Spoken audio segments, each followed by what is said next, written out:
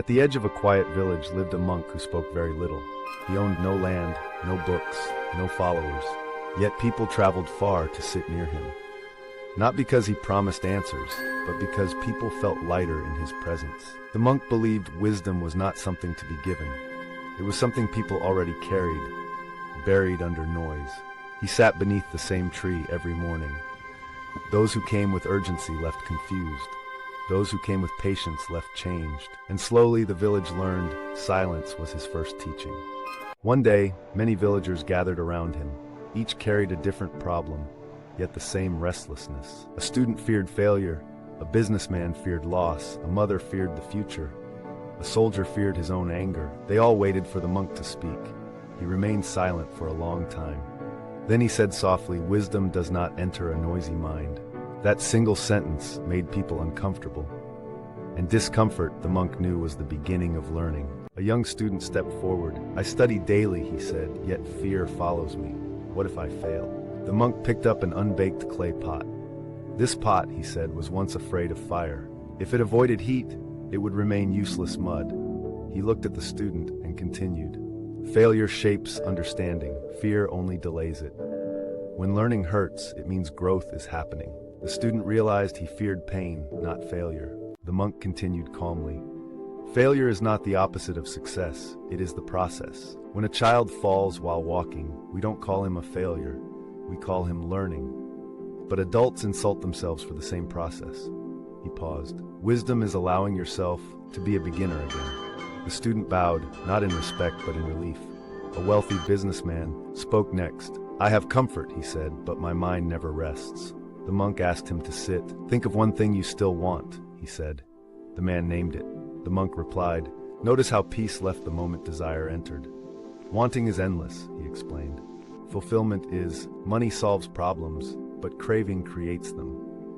The man understood his wealth was not the burden, his hunger was. The monk addressed everyone. Desire whispers, "Just a little more." But wisdom asks, how much is enough?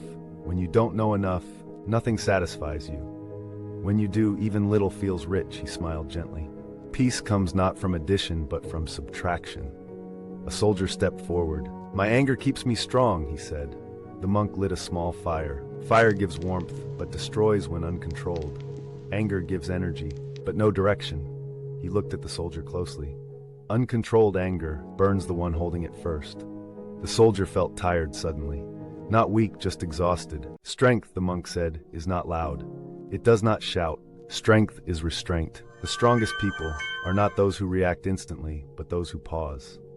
He added softly, "Victory over others is temporary. Victory over oneself is permanent."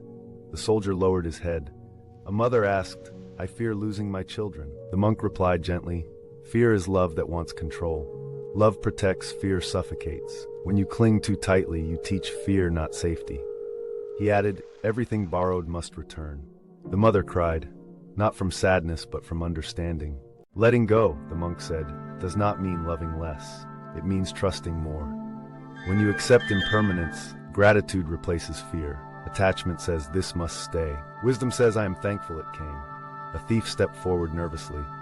"Can someone like me gain wisdom?" The monk smiled. "Wisdom avoids labels," he said.